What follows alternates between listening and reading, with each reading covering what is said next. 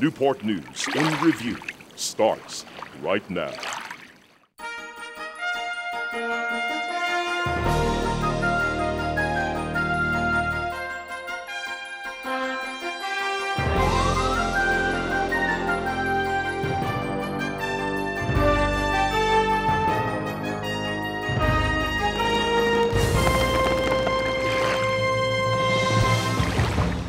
Hello, I'm Aaron Pritchett, and welcome to this edition of Newport News in Review for the month of May 2011. It's a time to fling, the birds will sing, and one last chance to enjoy this final stretch of spring, as the cool, comfortable confines of the sensational season give way to the sizzling heat of summer. Before you break a sweat thinking about all the ways you're going to spend your upcoming vacation days, it's also a very special time to think about your local waterways, and more specifically about the hardworking people and the very special places that provide your local catch of the day, well, each and every day, as we bring the show to you from the very remarkable Seafood Industrial Park located at the southern end of Jefferson Avenue along the Hampton Roads Harbor in the southeast community of Newport News. To some, it's a road that leads to nowhere.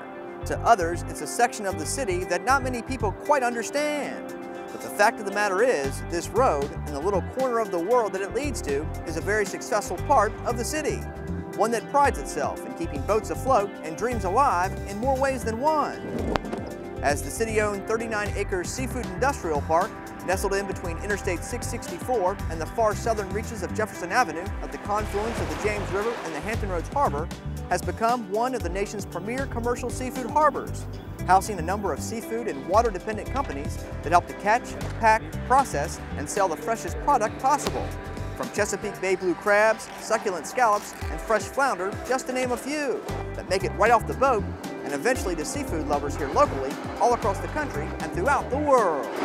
But to completely understand the overall scope and far-reaching impact that this busy little harbor has on our local economy and the seafood industry as a whole, you must look to the past and to its very humble beginnings back in the 1800s, as Newport News Creek meandered its way down through the area and helped to make up the property owned by the Old Dominion Land Company, a company created by Collis B. Huntington, who was the driving force in helping to map out and develop the original city of Newport News and the Newport News Shipbuilding and Dry Dock Company.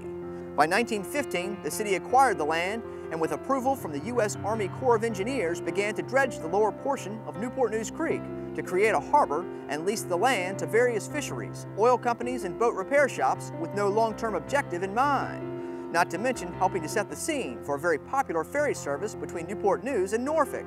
And although it would prove to be a vital link between the two cities for many years, it eventually became a distant memory as the construction of Interstate 664 and the future Monitor Merrimack Memorial Bridge Tunnel helped the city of Newport News between 1976 and 1979 to redirect their focus and ramp up their efforts through various funds and grants to establish a seafood industrial park like no other, with the primary objective of supporting the U.S. seafood industry here in Hampton Roads by creating jobs and improving the commercial waterfront, by leasing the land to private companies and other seafood-related businesses that have helped to annually pump more than $2 million into the city, thanks to tax revenue, rent, and mooring fees, and helping to propel the Seafood Industrial Park into the spotlight by bringing in over half of the seafood being unloaded here in Hampton Roads, and in the top 10 nationally for the value of the seafood that is brought into this somewhat overlooked port year after year.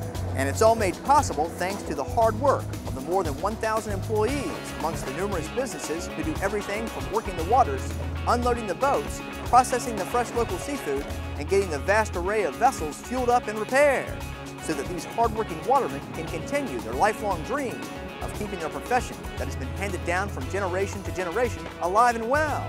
And it all takes place at the end of the road that indeed leads to somewhere, in a very successful little part of the city of Newport News. We are proud to feature the very remarkable Seafood Industrial Park and encourage you to buy fresh, buy local, and support the hard work of the watermen and the seafood-related businesses that help to put food on the table here locally, across the country, and throughout the world. Well, May has been another busy month, so let's take a look at what's been going on right here in the city of Newport News. A little dab will do you, as these kids come together to express themselves through the creative world of art, and in the process learn about a musical legend that became the most popular female jazz singer for more than half a century, and is still helping to inspire those that are taking the stage today and sharing their talents with one and all. And we're taking the plunge, as one local pool offers up a unique opportunity for the Newport News Fire Department to conduct some never-before-seen underwater training that is greatly helping them to expect the unexpected and giving them the skills they will need to survive in and around the water. Well, you can wait, you can wonder, you can even assume you will know exactly what to do if and when the unpredictable happens.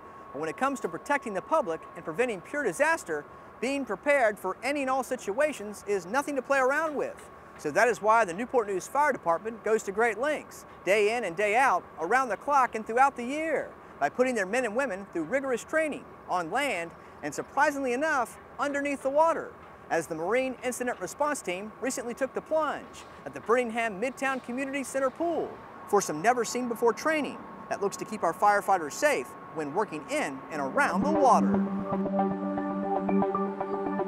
Today, we're going to do instruction on what will happen, how a firefighter can prevent what could be a catastrophic accident.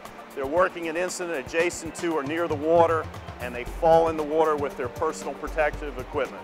We all know training is important because it prepares you for an emergency situation where you already have in your mind a way to deal with it.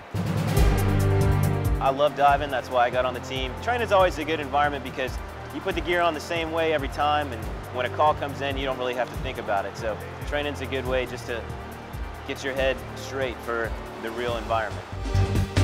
The gear, you feel this, just like this level of shelter because you know, and we've all practiced to get to this point. We've been in burn buildings, so there's a level of comfort there. Once you get around the water, if you don't plan, if you don't know what's going to happen, the gear itself can be a hindrance. Today we're utilizing the Newport News Midtown Community Pool to train firefighters to waterproof themselves in their fire turnout gear. This training is extremely important because it gives firefighters a way out should they find themselves in the water in a panic situation.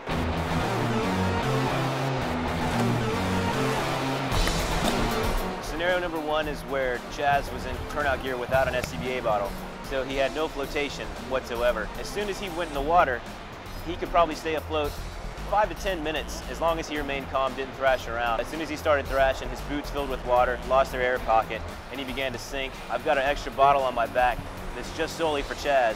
So as soon as his head comes beneath the surface, I put a regulator in his mouth so he's able to breathe, and I swim him back to the side of the pool.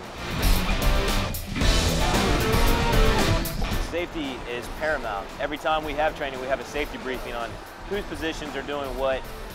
Anytime you go into a real event, you have safeties built into it. Anytime we have a diver in the water, he's either tethered to the surface or there's another diver with him, and there's also other divers on standby on the surface in case the signal comes out that the diver needs emergency. Scenario number two is where Chaz came in turnout gear and an SCBA. So he was in his full structural firefighting PPE.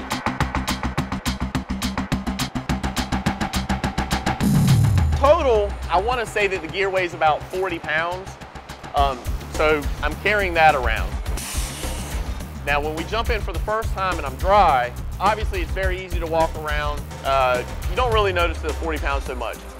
The second you hit the water, that changes though. And you start feeling it soaking up the water and filling up your boots, and you have to remember to stay calm. The bottle is a composite bottle. It's not made of any metals, so it provides flotation.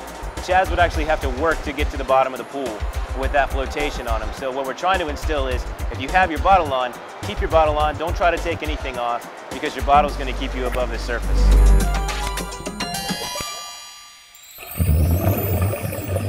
Scenario number three is the worst case scenario if you have your turnout gear and your SCBA on and your mask on, is when you flood your mask.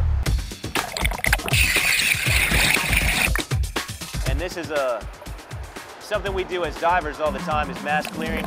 And this is to show that you can clear your SCBA mask underwater utilizing the bypass valve to blow all the water out of your mask and replace it with air, and you can continue to breathe normally after you've done that, if for some chance your mask has come loose and filled with water underneath the surface. Oh, these scenarios are special situations where you would be involved in a building on a pier or a boat fire if you were around any type of body of water, or even in a high-rise building with an elevator shaft that could fill with water. Nobody plans on falling in the water in turnout gear. You know, drowning is the least thing from your mind in a fire. To help somebody else is probably the greatest feeling in the world. Every now and then we get to help another firefighter. If I can do that, and that meant that I had to put that on today, then by all means, it was worth it.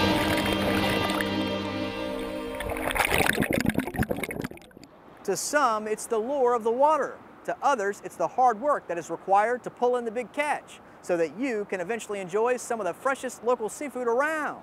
And although their efforts often are overlooked, watermen and other seafood-related businesses right here in the city of Newport News are turning several years of just surviving into future years of thriving, thanks to a special little place that has become quite an economic engine for this city and making quite a name for itself along the East Coast and throughout the world. Yeah, this is the Newport News Seafood Industrial Park, located at the southern end of Jefferson Avenue, and it has become known as the greatest little seaport on the East Coast. It's kind of hidden place. People don't understand what's going on down here, but you know, it's been generations of watermen have worked here, so it's kind of a legacy of industrial and seafood. Right now, we're loading everything up that we catch. Jim is. It's all about hard work, and what you put into it is what you get out of it most of the time. You know, you can make some good money into it, but you gotta put a lot of hard work and effort into it. It gives me an adrenaline rush when you pull a crab pot up and she stuffs solid full of crabs. It ain't no better feeling in the world, because you know you're about to get paid, but you know, it ain't no better feeling in the world than going out there and pulling up a pot solid full of crabs. Ain't nothing else I'd rather do. I wouldn't be happy doing anything else. Restaurants depend on it, but you know, without us, they don't have it. It's been in my family for years and generations, and it's just something I've always known and loved, and it's a blessing to be out there every day, really. Does a magnitude of business for the seafood industry. In Hampton Roads, we probably unload at least $40 million worth of seafood.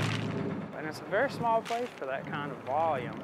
Well, I think it's great because there's not a lot of opportunities left in any city around here for, say, a commercial or industrial water use. A lot of things turn to pleasure boating, real estate, but in this little compact area, we're not taking up a lot of space here. We're able to keep up our tradition, and with the volume of like payroll, tax revenue, and rent that comes in, this is the only use I could really see for this area. Like I say, there are a few others here and there spread out. Hampton has a small little facility, Seaford, but you know, we've taken a very small little point of land and made probably the best use that you could ever come up with, and yet creating all of this revenue and job opportunity, and most importantly a seafood product that goes all across the world, really. KC Seafood is a crab processor. We bought this plant in 1990. We buy crabs from the watermen. They're usually back in here between 12 and 1 o'clock because they want to get in here before the heat of the day. We buy everything by weight. You know, we weigh the crabs, and that we dump them, we wash them off, and then that's when we go into our cooking process. That's pretty amazing, and you know, the Seafood Industrial Park is a great addition to Newport News. If you look up and down the coast and you say, okay, where can these ocean-going vessels unload? And there's not many, you know. A few can go into Hampton. If you go north, you almost have to go up to Cape May. Now there's a problem in Oregon Inlet with the boats getting in there. So this is really, really a blessing to Newport News to have this harbor built down here where guys can go out and fish the ocean or fish the bay and come here and load their catch.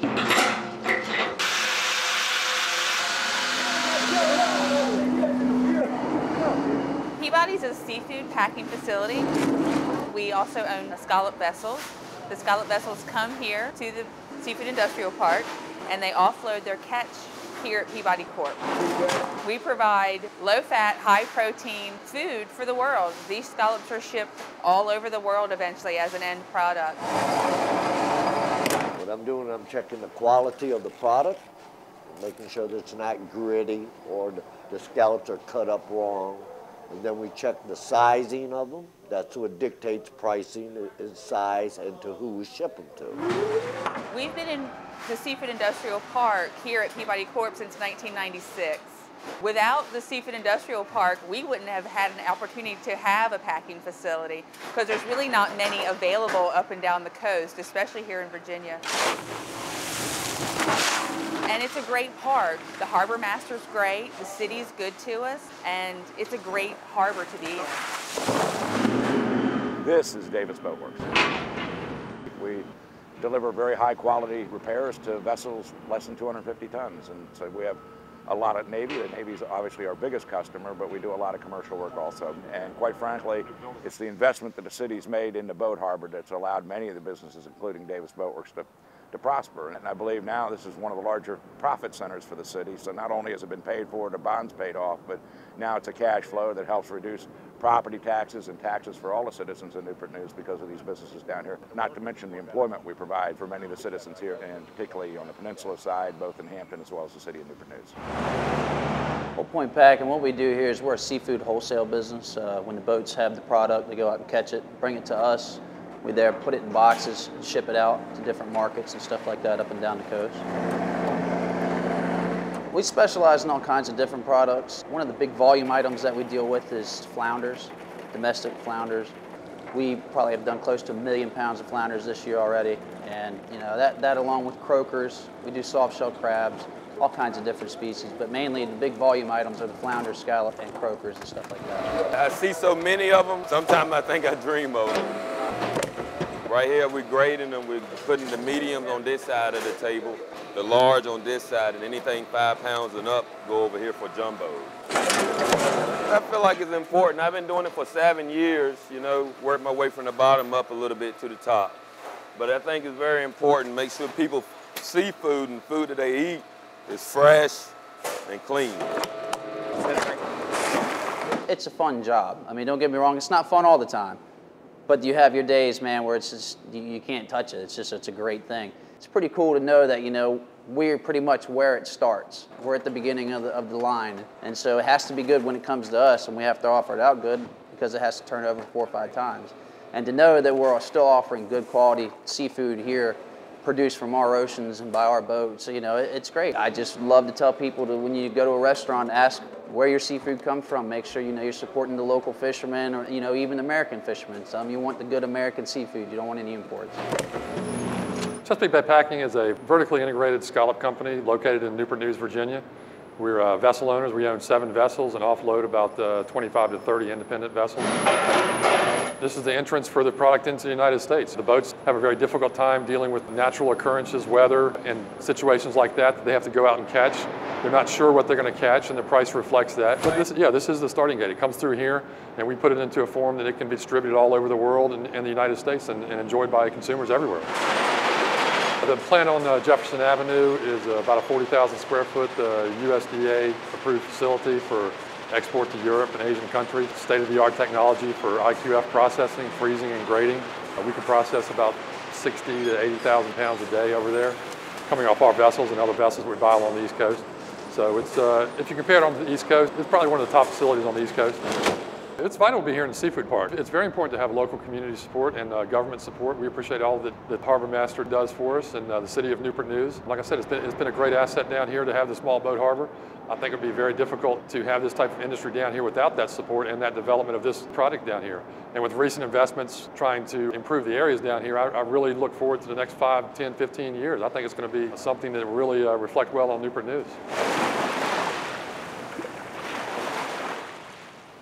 After a long cold winter, a sniffling, sneezing spring, and the wrath of Mother Nature in the form of storms, downpours, and twisting tornadoes, a beautiful, peaceful day was definitely in order, as the Department of Parks, Recreation, and Tourism kicked off their 2011 event season with plenty of fun, with the 22nd Annual Children's Festival of Friends in beautiful Newport News Park.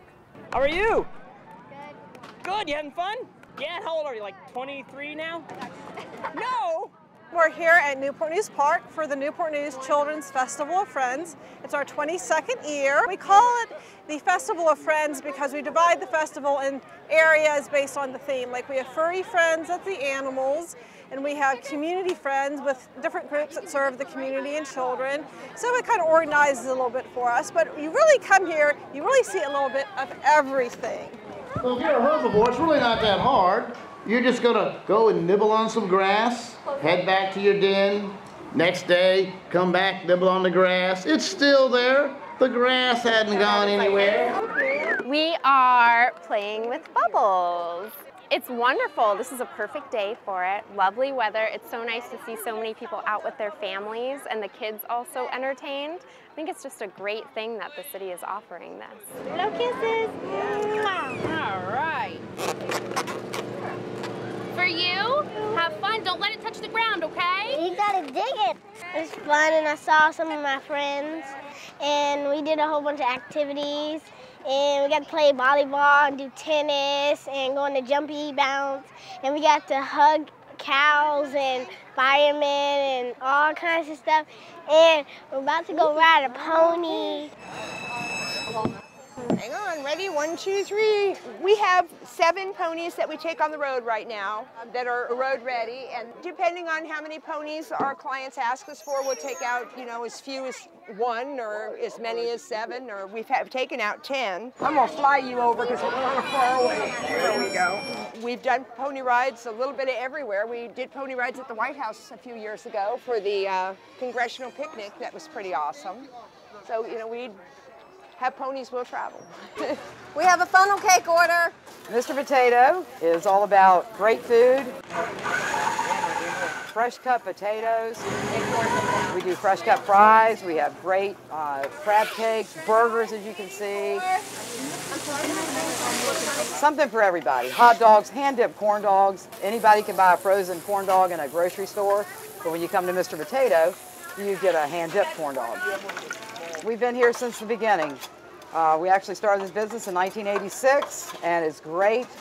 Newport News Parks and Rec are great to work with, great organizers of an event. There's so much to do for kids here that if you don't make it, it's a shame. It's great. Thank you. Enjoy. I love the Children's Festival. I've been coming here for 3 years now. Every year is something different. This year is just awesome because the weather is great this year because last year was hot. But my kids enjoy the festivities and all the resources that the Park and Recreation has to offer. You can absolutely give them a hug. Well, we love to have festivals in Newport News because it really showcases all the unique things we have in Newport News and gets a lot of information out to the citizens, whether it's a city service or just the great things like the park itself out here. This is our first event for our event season. After this, we go to the King Lincoln Park Day and the 4th of July, and that just brings us all into the fall with Fall Festival and Holly Dazzle and Celebration and Lights. This is a great kickoff for our event season, and we hope people enjoy their day here and join us again for all the events we have for the rest of the year. Maybe it was her smile, her good looks, or the fact that she was born right here in the city of Newport News. But honestly, it was her voice and her amazing talent that helped her make a name for herself across the country and throughout the world, selling over 40 million albums and winning 13 Grammys, as the life and legacy of the First Lady of Song continues to live on, thanks to those who take the time to introduce her music and style to the younger generation for the first time, or those that walk in her shadows to live their dreams and share their talents from the stage with one and all. As the Downing Gross Cultural Arts Center served as the perfect place to do just that, with some unique events that helped to celebrate the birthday of the one and only Ella Fitzgerald. Does anybody know who Ella Fitzgerald is? Can you tell me anything about her? Famous singer. What kind of singer? You know something, sir? A jazz singer, a famous jazz singer. One of the biggest jazz musicians ever. What we're gonna do first today is we're gonna learn a little bit about interpretive painting, meaning we're gonna listen to some music and we're gonna paint what we hear. Well, we wanted to commemorate the birth of great jazz legend Ella Fitzgerald, and we wanted to do a children's celebration. So here at Downing Gross, we like to do our programs where we kind of have fun with kids and teach them about cultural arts at the same time as meaningful instruction. So we did a Happy Birthday Ella Fitzgerald music and art kind of expo here.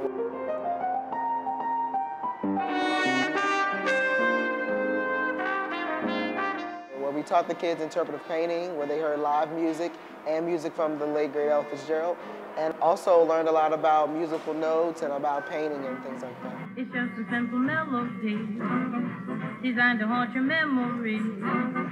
It's bound to get you instantly. It's very, very, very important for kids to express themselves because it's the foundation for life, period, you know. I've been lucky to actually grow up in this community myself, born and raised, and it can be tough trying to get involved in things and to stay on the right track, but just having programs like this in my life is what helped me. Parks and Rec and all these kinds of programs that kept me into something after school, and that sent me through high school and encouraged me to go to college and encouraged me to come back, and I really wanted to give back to the community. Ella Fitzgerald being a really cornerstone in jazz's history, I think it's great to have a program in which these children can come and hear her music, hear how that music has influenced people who know about her, be able to get information about her, and I feel that being made aware of a woman such as Ella Fitzgerald now, they'll be able to later on in life be able to speak on the fact that they're aware of them and be more receptive to more of her works and her influence throughout the course of their life. You and me, yes, we belong to the sun. This is the first time that we've actually hosted the Ella Fitzgerald Festival here in the Ella Fitzgerald Theater, so we're really, really excited to invite the community to share in the celebration with us. All I can say is trust the now and never look back. We're moving forward and upward just like that. Shackles be broken, truth be spoken, life be unrolled like a scroll for all to read. The time we came together and made something great for all to see. See, you and I can rise if we only let it rise. We're really excited to have Grammy Award-winning vocalist Maya Azucena. Her energy is contagious. We've had her here before, so this is actually a return visit for Maya, and the audience loves her. When we talk about raw talent and just ability, Maya Azucena speaks to that. Hey, oh no, my back's not up against the wall. I fend for myself, loneliness can. Like Ella, she has a wide range, and she just has the ability to capture the audience's attention. And at the end, they're like, oh no, it's over, encore. So we're really, really excited that she brought her talent to Newport News and to the Downing Groves Cultural Arts Center.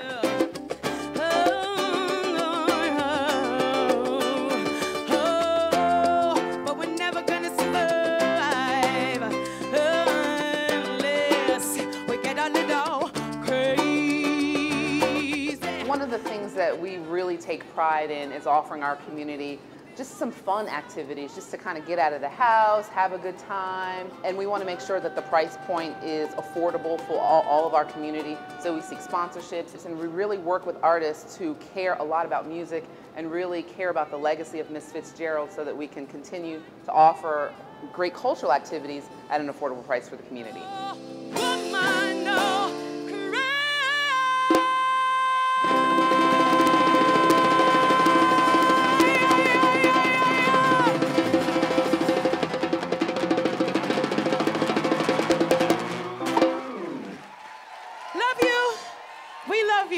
We'll see you soon. Well, that's about all the time we have for you this month. We hope you've enjoyed this edition of Newport News in Review, as we've helped to reel in quite a big catch here at the very impressive Seafood Industrial Park. And don't forget that if you're looking to buy some of the freshest local seafood around, these businesses are here and ready to sell. And as always, on behalf of everyone here at Newport News TV, whether you're watching us on TV or online at nngov.com, Facebook, or YouTube, thanks for watching. And we'll see you here real soon for the June edition of Newport News in Review, right here on Newport News Television.